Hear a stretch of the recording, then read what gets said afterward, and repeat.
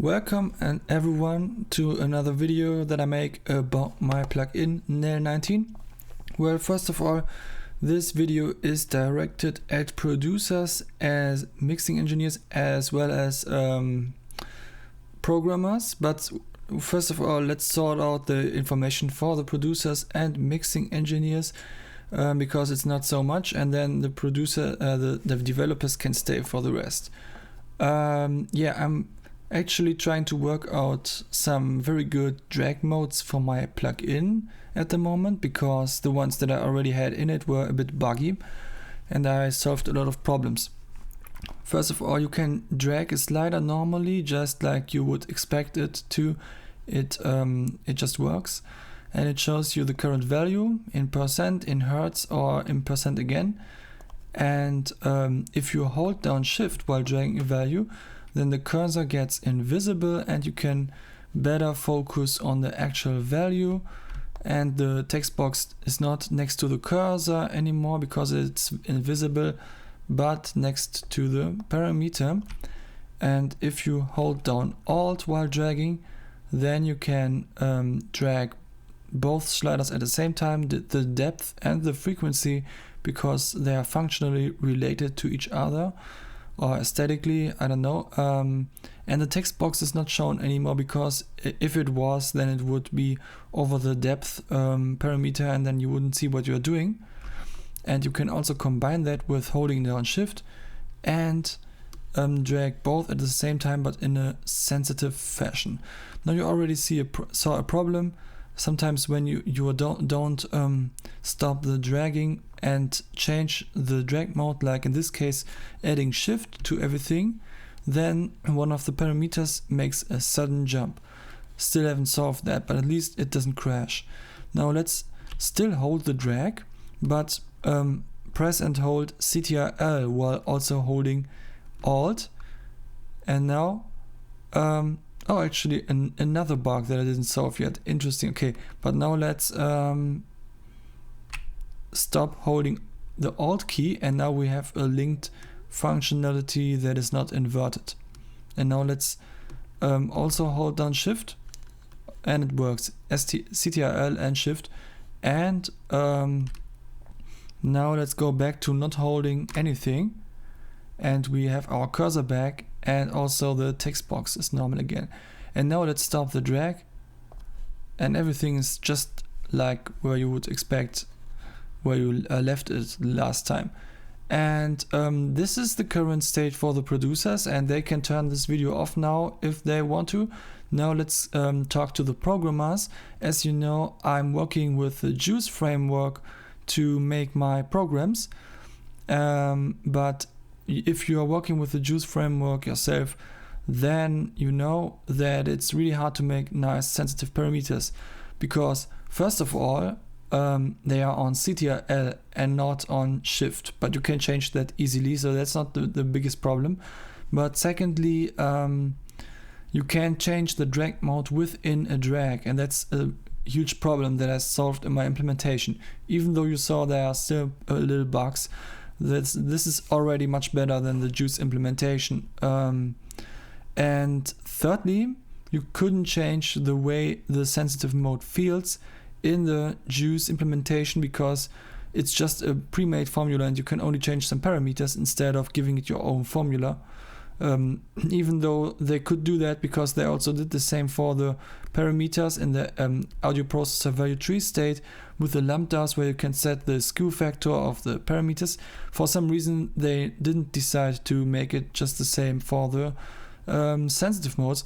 And thirdly or fourthly, I don't know at which number I was, there is a sensitive mode, but there is no linked mode and nothing else, and I have 3 different modes in my implementation.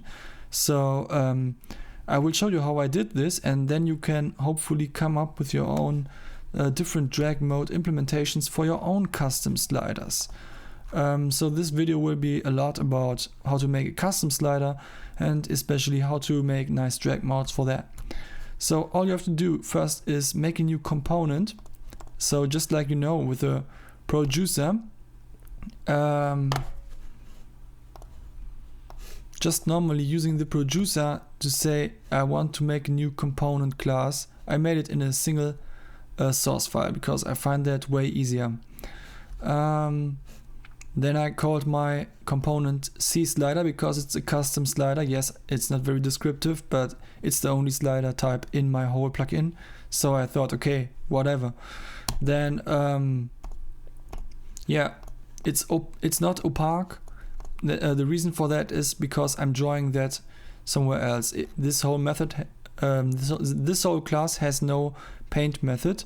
If you were to paint the sliders manually, then or not manually, but inside of this a class, just like you would usually do, then it would look like just like in the plugin editor with a paint call.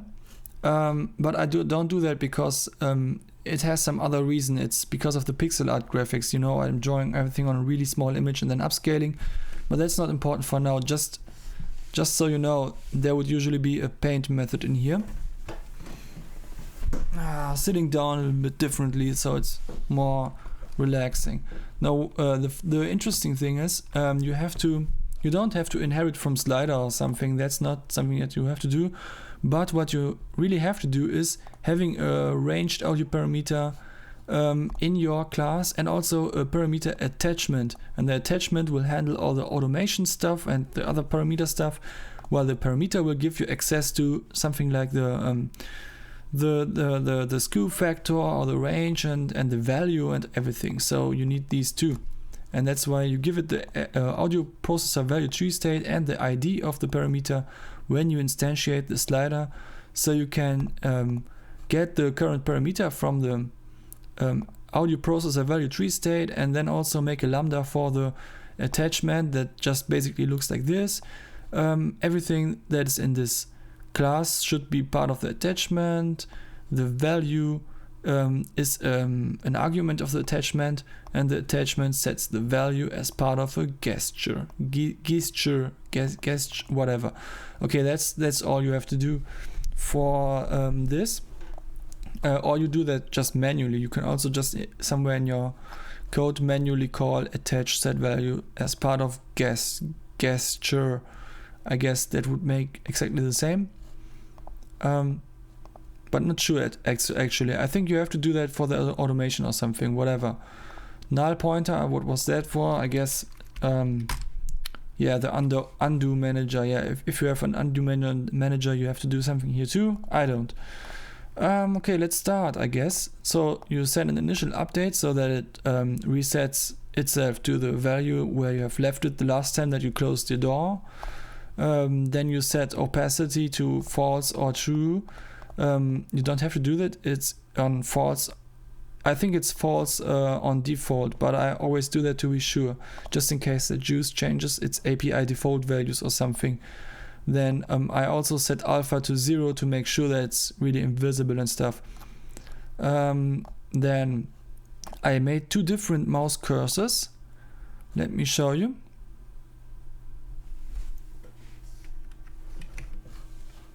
The default mouse cursor is a yellow one to indicate that it's a parameter that you can change, and the other mouse cursor is invisibility, and then it comes back.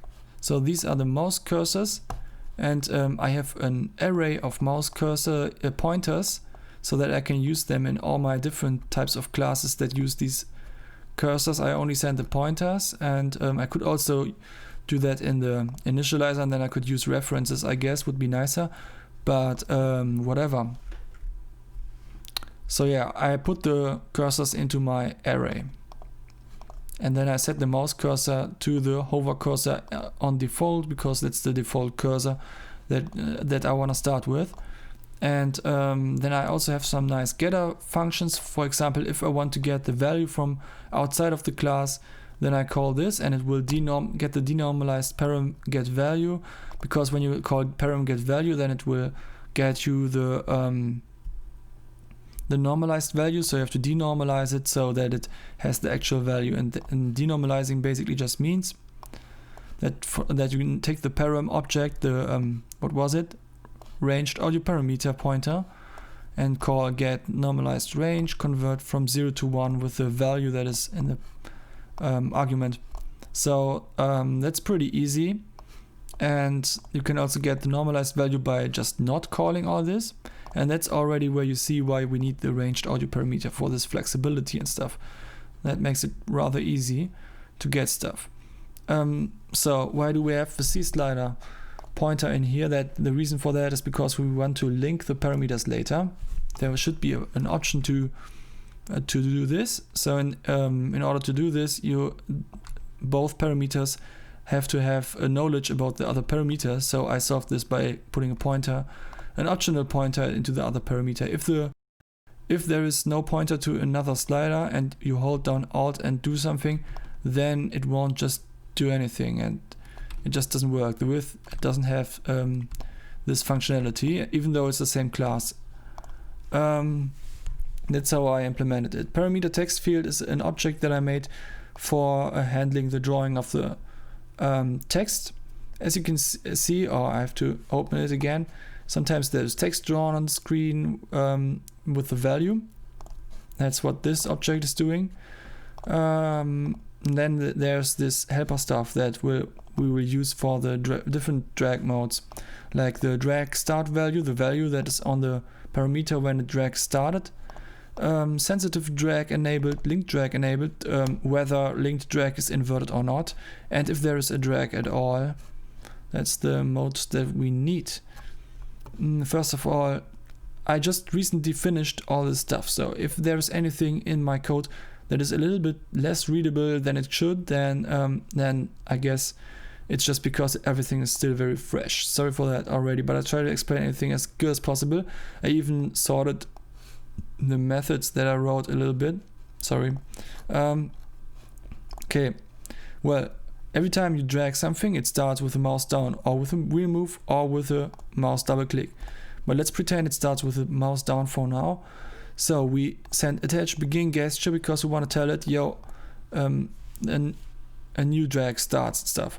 Then we update our drag modes with a method that basically checks if the drag modes are still the same or have changed.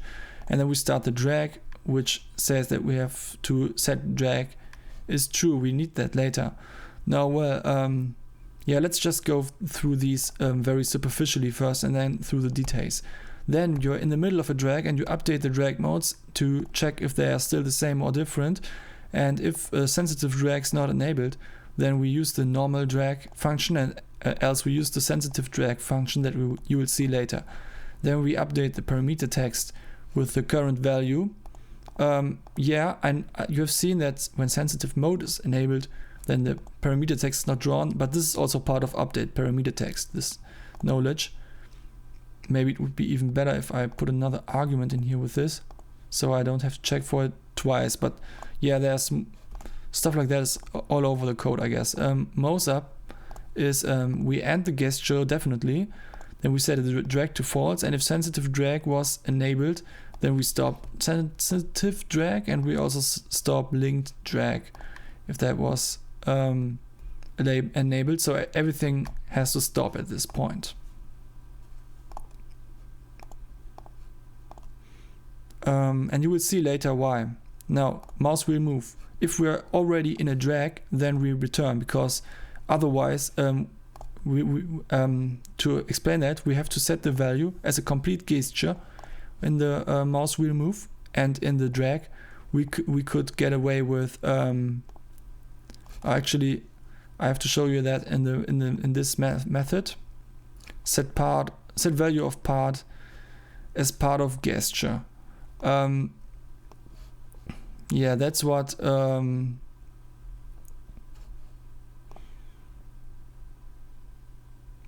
we have to do here in mouse drag down. And since the mouse drags work just as part of a gesture and the mouse wheels are the complete gesture, they kind of come into each other way, because we haven't ended the gesture of the drag yet, but then suddenly start to drag our mouse. Even though that's a complete edge case, that someone holds down the left mouse key and at the same time attempts to scroll the mouse wheel, that's not even very comfortable. But if that's really the case, then you don't want the plugin to crash, right? So if there's a drag, then return. What we could also do here is set call stop, some of the stop functions. I don't know which one would be good. Maybe I would have to write a new one that basically just does this. But I decided to just say, yo, if you're already using your left mouse key, then the mouse wheel just doesn't do anything. But if we're not inside a drag, then we can update the drag modes as well and do the mouse wheel stuff. And here you can already see some of the functionality, and that's a good way to start, because the mouse wheel stuff is actually easier than the mouse drag stuff. First of all, you have to find out the direction. The wheel delta y will give you, the argument wheel will give you the information about whether or not your mouse movement goes up or down, but it's not a nice number, so I use this expression to make it a clear -1 or 1, and then I set the interval to if the sensitive drag is enabled, then I use the scroll interval sensitive value, and else I use the normal scroll interval. And I defined these up here, scroll interval and scroll interval sensitive, so that I have something that I can play around with when I feel like I have to change the feeling of the different modes. That's already pretty cool and flexible about this class compared to how it is handled in JUCE. In pure JUCE, I mean, this is still something with a JUCE context, of course, but I mean, it's a custom class and everything. Now, then you get the value from this interval, and therefore you have to, it's a normalized value. As you can see, we j-limit it between 0 and 1, and then we get the value from our parameter. As you know, this is this gets you a normalized value as well. Maybe it could even be a bit more descriptive here by saying get value normalized. That would make it a little bit more clear, I think. And then I add the direction times the interval to that, so that it moves in that direction. And I denormalize the value and set it as a complete gesture. As we can see, this works rather fine. I think the mouse wheel stuff already works better than the other stuff even. Oh, there was a problem. As you can see, I still have to check a lot of stuff, because I used the Alt key while scrolling. I think that's an edge case that I didn't look at very closely yet. So something about what comes now is probably a little bit faulty. Let's see. The linked drag. Oh, actually, I think I even know what the thing is that doesn't work. My update drag modes, the method that you will see very soon, is not checking if a drag is enabled, and just and sometimes it starts or stops some attachment gestures. Check for drag because of mouse wheel. I will have to solve that later, but at least I already know what it is, right? Okay. If linked drag, so yeah, if a linked drag is enabled, and this part of the code already works, I promise, then the direction is turned around only if the linked drag invert is true, and else it stays the way it is. And then we calculate a new value that works just the same as before, but with the new direction. So that way we can, but the difference is that we don't call get value normalized here, but we call the other sliders get value normalized. So and also we denormalize on the other slider. So that's why our linked drag works on the other slider then. Yeah, and then we update the parameter text again. So that's pretty cool. Now the double click's the easiest function of all. I haven't checked for edge cases here yet. It could be that it has to be more complicated. But what I do is just I set value as complete gesture to the default value. Very straightforward. Well, now let's go to the details. My mouse and mouse drag and link helpers. First of all, a very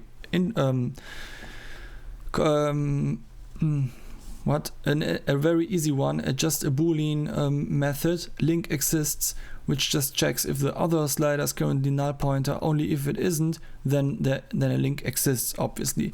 This is maybe a little bit too easy to make it an own method, but I thought like, well, I want to read my code later when I haven't looked at it for weeks. So if it says link exists, then I'm like, okay, a link exists. And if that's the case, then stuff happens. Okay, then update drag modes. This is a very important method because, as you've seen, it is in mouse drag and in mouse down and in mouse wheel move, because we continuously have to check if a drag mode has changed and which are the conditions around it and stuff like that.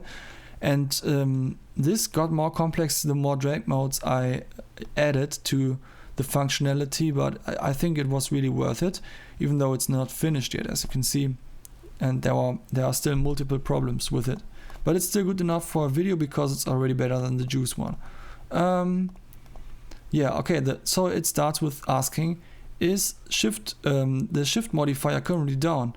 And then you want to know if the sensitive drag is already on. If it's already on, then something must have turned it on before, but if it's not already on, then you have to turn it on since shift was pressed. So start sensitive drag.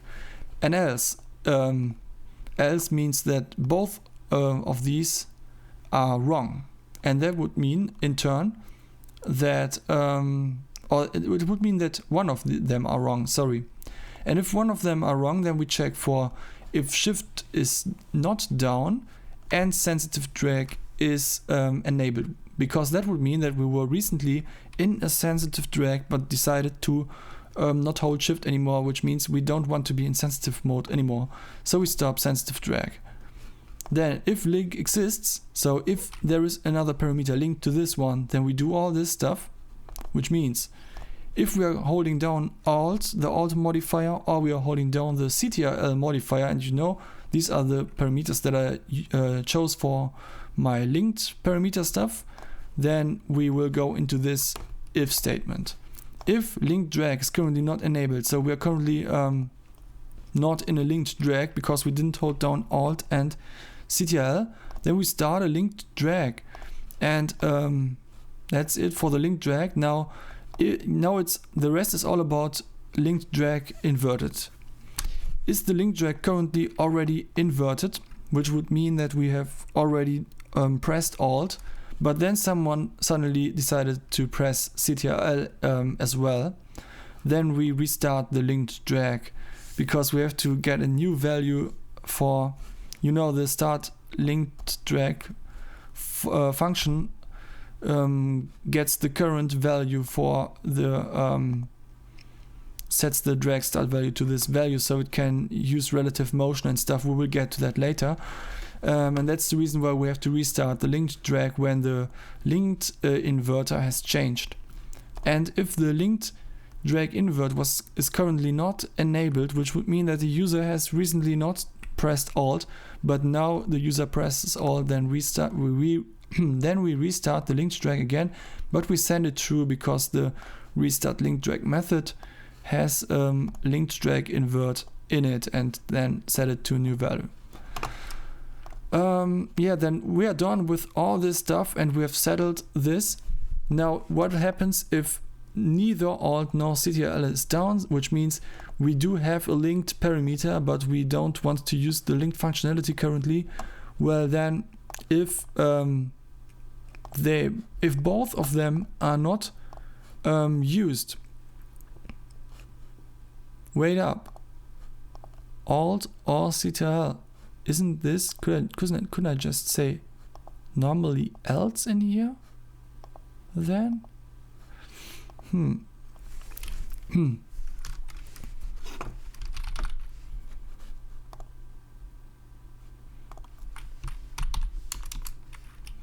I don't want to think too hard now since I'm making a video, but I will just write this down and try it later. I think logics like this are very complicated, and even though some of you who are a little bit more advanced might think, well, that's so easy, I could improve this in 2 seconds, I sometimes struggle with stuff that is so complicated, and it takes me a while to come up with that. So I don't want to make too rushed decisions inside of the video, but if I notice something like that, then I just make myself a comment for later. Okay, let's get back. So neither Alt or Ctrl are currently pressed, which would mean that we stop the linked drag if the linked drag is still enabled, because that would mean that we were recently pressing Alt or Ctrl, but we decided to stop that, and so we stopped the linked drag. Alright, this is the update drag modes method, and there is some stuff that I have to update about that, but now let's get back. Well, what happens on a started sensitive drag? Because that was one of the first things. Sensitive drag start and stop, whether these conditions are true. Well, it's easy. I put sensitive drag on true so I can work with that later. I put the start drag value on param get value, and as before, I want to make this more descriptive, and when I see param get value somewhere, then I will just replace it with this. And also I set my mouse cursor to mouse cursor 1. That's not very descriptive yet. I think I will have to make a function. Let's see, it's the invisible one. Actually, let's make this function now pretty quickly, because I already have a function like that down here.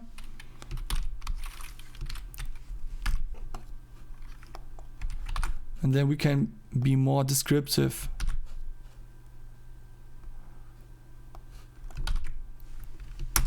Cool. So yeah, a sensitive drag has been started, and of course that means that we set the cursor to invisible. Oh, now it's nice to read. Stopped sensitive drag. Of course, we set the sensitive drag boolean to false, and then we set the cursor. What reset cursor means, we will discuss that later, but it has to do with the cursor position.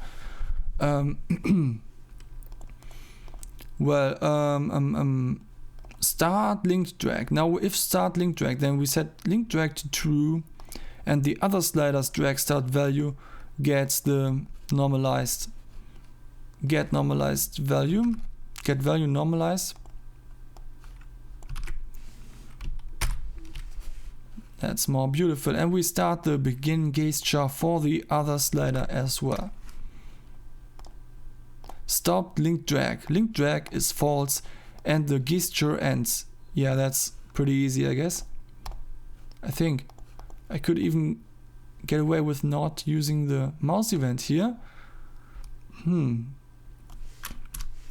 Okay, cool. Yeah, I probably have to update some other methods now, but whatever. I will just do that. Restart linked drag. Yeah, like this one.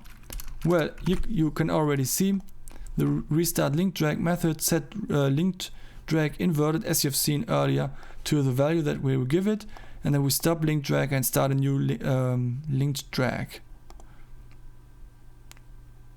I think I don't even use the mouse event in here. Yes, completely unnecessary. Cool.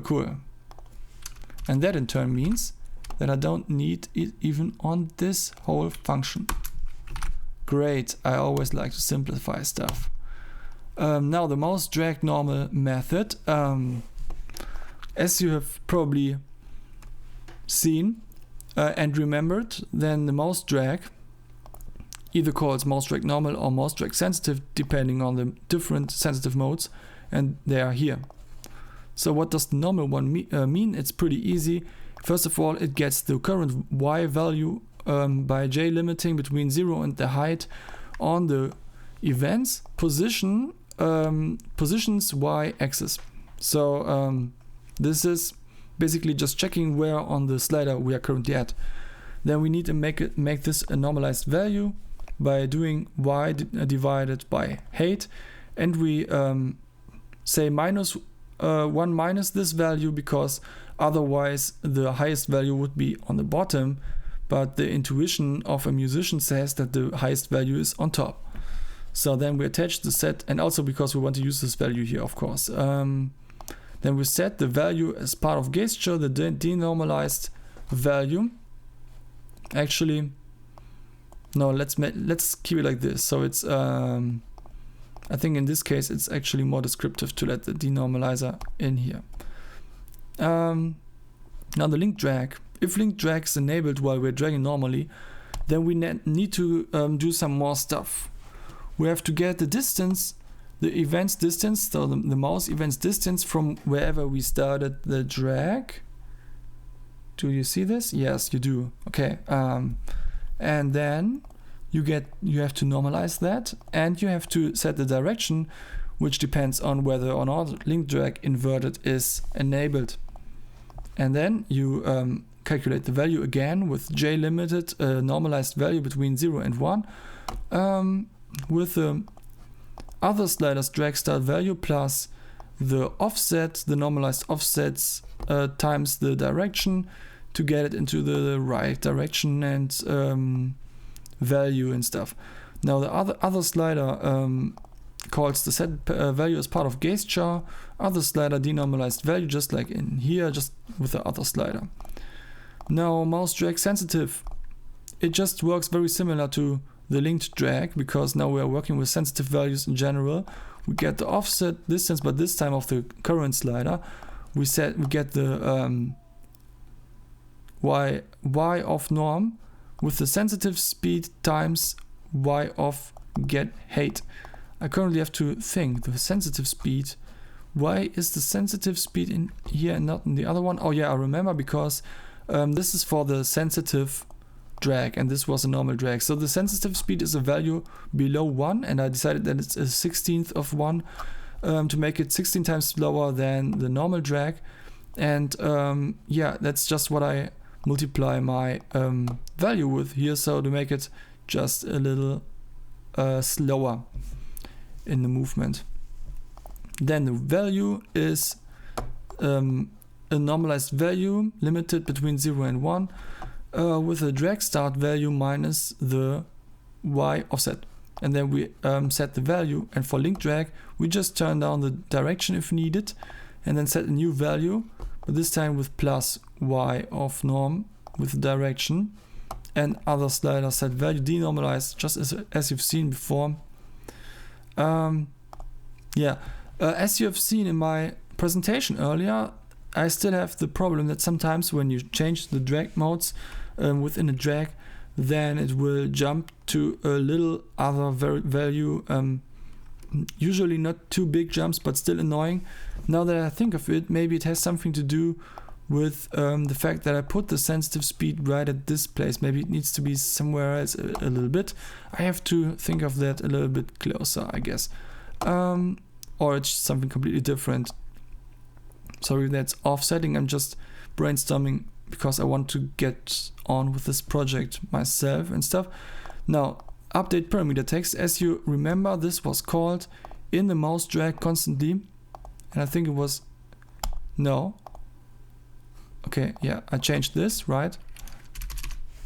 Yeah, update parameter text in the mouse wheel move and also in the mouse drag. Maybe I also put it in mouse double click, would kind of make sense. Just so the user knows where the parameter goes, but I don't do that now. Well, when you update the parameter text, first of all it checks if link drag is currently enabled, because in that case you don't want to show the param text, so you disable it and return. And now if link drag is not enabled, then the parameter text is enabled, and we set the sensitive. If sensitive drag is not enabled, then we set the position to the cursor. So the cursor wants a position relative to the whole window. So what you need to do is you have to get the top left of the slider, so that you have a point that describes this position in relation to the window, and then you add the mouse events position to that, so that you get a position that has the exact place of the mouse cursor, and that's how this works. So else you have not sensitive drag, which would mean that you have oh wait, yeah, no yet, now it's sensitive drag enabled, right, because I put the no in here. Now if sensitive drag enabled, then you've seen that the value of the parameter text moves not with the cursor anymore, but oh, I forgot to update something here. Now I can't do cool stuff anymore, I guess.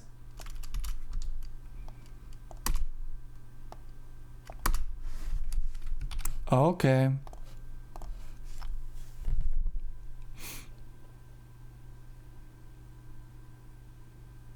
Yeah, if sensitive drag is not enabled, then the parameter text follows the parameter, and if it is, then it is set right next to the corresponding slider. Also, if we use, oh no, right, I don't draw it at all if linked is enabled. Okay, yeah, that makes sense. So we have, let's pretend like we have sensitive drag enabled. Now we need another position, and this position is just get X and get Y. Now that I think of it, maybe I could have just said get position of the whole slider. Does the slider have something like that? Oh yeah, cool. I think that would make it much easier to read. Cool. Now yeah, you get the position, and then it basically works. Let's just quickly check if this really works.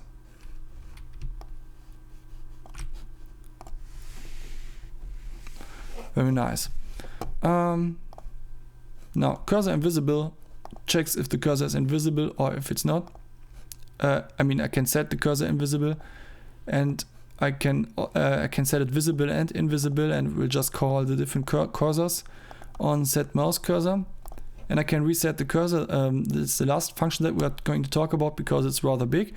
And thanks to Daniel from the Audio Programmer Discord, if you're watching this video, you helped me with this method a lot by giving me the idea to call the singleton, the so-called singleton JUCE desktop, which has is this a namespace? Get instance? No, it's a static method getting the desktop instance. No, it gets the desktop. And called get whatever it does. It gets the desktop or something. Now set cursor visible, because I always call this function when we reset the cursor to visible, and we are doing this always from sensitive mode. So when we're getting back from sensitive mode, we have to do something, because as you know, the mouse could potentially go very far away, and this also happens in sensitive mode. Because when we set the cursor invisible, then it's still there and it's way above the slider now, but the slider is just down there still. So the idea is, or the intuition of a musician would be, that when the cursor appears again, it should be just where the slider is, because that's where our eyes were all the time. And you can even see that it jumps back from wherever it was before pretty quickly. Another thing that I should address sometime, because it's not very nice. But all in all, it works, and it will reset the slider to the best position again. Also works together with other drag modes. Alright. So yeah, we set the cursor visible, and then we check where is the cursor even, which we do with this method. We got the desktop singleton, and it has all the different mouse sources, and Daniel told me this is needed for touch screens and stuff, because sometimes you have multiple mouses by using multiple fingers on your touch screen. I guess that is an edge case that makes sense. Then we get the current mouse of where we are in the loop, and then we check, is this mouse the event source that was used for dragging the slider? And if yes, then let's do some stuff and then return from the whole function. Now we get a new point, and the respawn point is the screen X of the of the slider plus its width divided by 2, so that we reach, so that our x coordinate, even if we go way to the right, will always end up in the middle of the slider again, because that looks nice. And the y is the height of the slider plus the screen y times the normalized value, but with 1 minus normalized value, because of the reason that I told earlier. Then you set the mouse screen position to the respawn point. Now you might ask yourself, why don't we just set the screen position on the mouse event directly? That's because it's const, and that's why all this stuff is needed for some reason. And then since we are finished doing everything that we want, we can finally return. Maybe if I put this in here, that other problem is solved. I don't know. Let's see.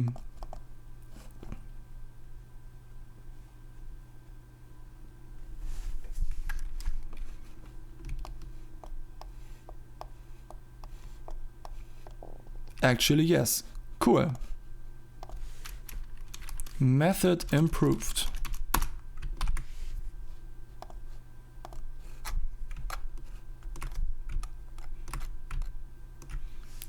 So yeah, this was my nice little video on how my plugin NEL19 improved with the new drag modes and the solved bugs.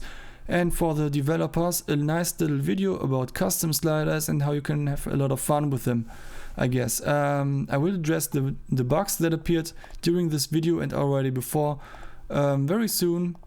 And just in case that some producers are still in the video, and when it will be solved, it will be the most awesome slider ever.